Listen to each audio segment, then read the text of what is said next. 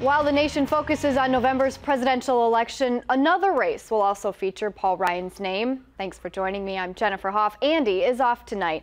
Ryan will be on the ballot in Wisconsin's 1st congressional district in November. He is running for an 8th term in Congress to serve an area that covers parts of Rock County along with the southeastern corner of the state. Ryan Zurban, a Democrat from Kenosha. And News 3's Theo Keith has spent the afternoon there, and he has met up with Zurban to ask how he plans to beat a vice presidential candidate. Yeah, well, Jen, Wisconsin election law allows candidates to run for 2 offices at once as long as one is either president or vice president. In fact, even if Paul Ryan wanted to run only one time, he can't get his name off the ballot at this point. Despite the fact that he won't spend much time campaigning in the district, his opponent will.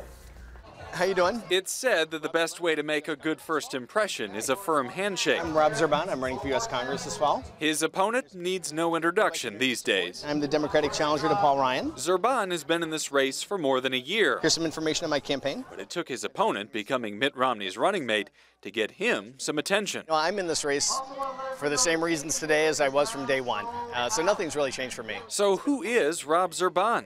Allow him to introduce himself. Paul Ryan's never seen a challenger like me. You know, I'm somebody who's lived his version of the American dream. I'm somebody who's built 2 successful businesses, somebody with private industry experience, something Paul Ryan lacks. Ryan will be busy this fall campaigning with Romney to unseat the president. Democrats say this is their best chance to beat him back home. Republicans say not a chance. Oh, I think they have it 180 degrees wrong. When all of a sudden the guy running for the 1st congressional district is also the number 2 name in a top ticket there across the whole nation, and that's what they have to fight against, I think they got a huge uphill battle ahead of them. Since Ryan first got elected in 1998, he's consistently won about 65% of the vote. That's no small feat in a swing district that voted for George W. Bush and then Barack Obama. Paul Ryan has got a special ability to reach across the aisle to those that might not necessarily agree with all of his ideas. I'm running for U.S. Congress this fall. Hope I can earn your support. It's a sentiment not shared by all. People like my personal success story. They like the experience I've had. And like I said, I think they're hungry for a change.